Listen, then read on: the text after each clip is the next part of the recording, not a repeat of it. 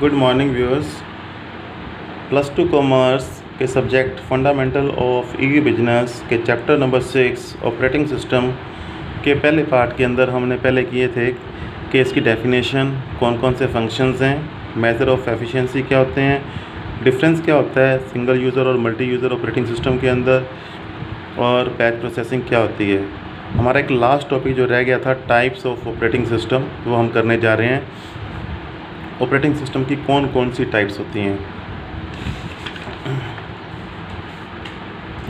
So look here, discuss the various types of operating systems.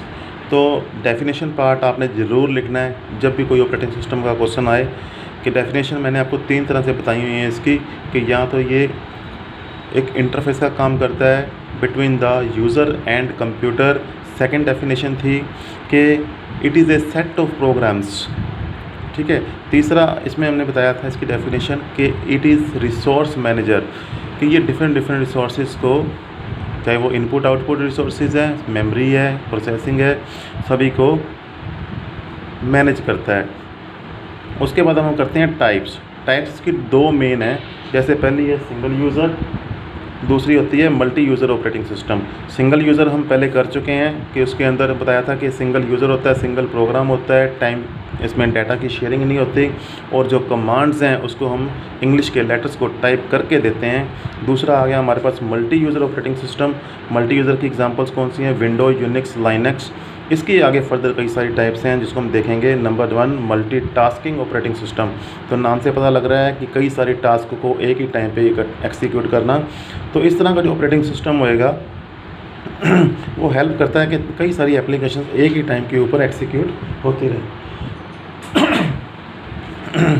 For example कि जब मैं कोई डॉक्यूमेंट्स वगैरह को डाउनलोड कर रहा हूँ, साथ के साथ मैं म्यूज़िक भी सुन रहा हूँ, साथ के साथ मैं कुछ ईमेल्स भी सेंड कर रहा हूँ, तो ये सारे काम पॉसिबल किस तरह है? क्योंकि वो मल्टीटास्किंग ऑपरेटिंग सिस्टम मेरे पास वर्क कर रहा है मेरे कंप्यूटर के अंदर।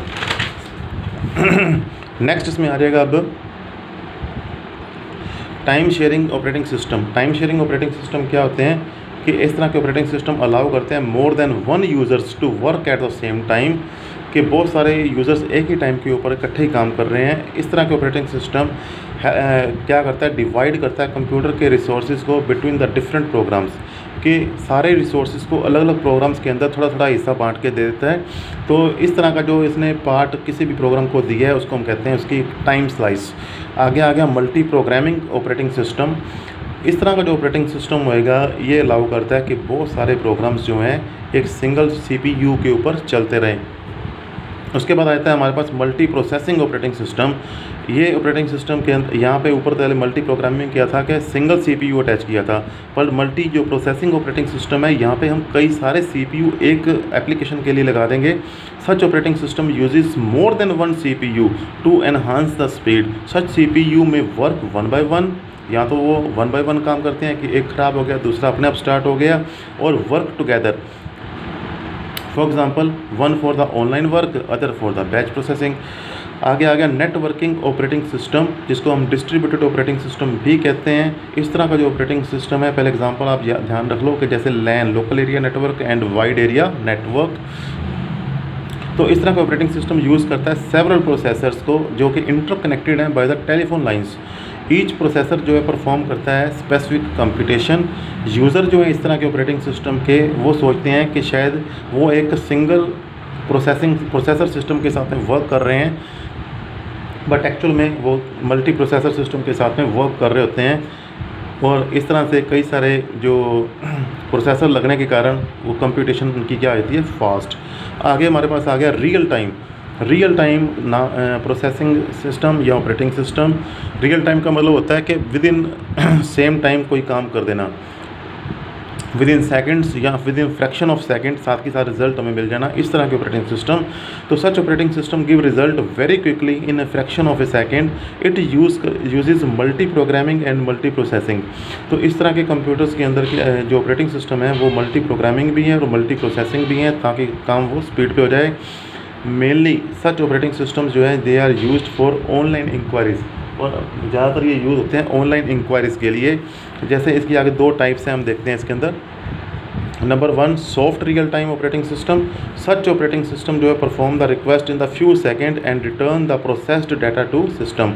जैसे कि हम कहते हैं अवेलेबिलिटी ऑफ बर्थ या सीट इन फ्लाइट। जब भी हमको इंक्वायरी करते हैं कि हाँ रेलवे के अंदर कोई सीट खाली है या फ्लाइट के अंदर कोई सीट खाली है, तो साथ के साथ हमें विद इन सेकेंड उसका जवाब मिल जाता है और साथ में ये डाटा अपडेटेड डाटा जो है साथ में वो कंप्यूटर सिस्टम को भी चला जाता है by using the soft real time operating system. Last हमारे पास है hard real time operating system. इस तरह का जो ऑपरेटिंग सिस्टम है ये 1 सेकंड का भी छोटे हिस्से में इसको वर्क करना पड़ता है, इतना ज़्यादा फास्ट है। जैसे कि हमारी कारों के अंदर ABS सिस्टम होता है जिसमें बैलूनिंग सिस्टम होता है कि जब भी कोई जो ड्राइवर है अचानक से बहुत ज़्यादा अचानक से ब्रेक सप्लाई करता है तो उसके हैंडल के साथ में लगे हुए जो बैलून्स हैं बहुत जल्दी इन्फ्लेट होते हैं, वो हवा से भर जाते हैं ताकि जो ड्राइवर का सिर है हैंडल के ऊपर ना लगे। इस तरह से उसकी प्रोटेक्शन करता है और इसके लिए हमें बहुत कम टाइम के अंदर ये सारा कुछ हो जाना चाहिए। तो such operating system it is very fast and give result in fraction of second. For example ABS air ballooning systems in the new cars which protect the driver by inflating the balloons fixed with the handle when very sudden brakes they are applied. Okay students.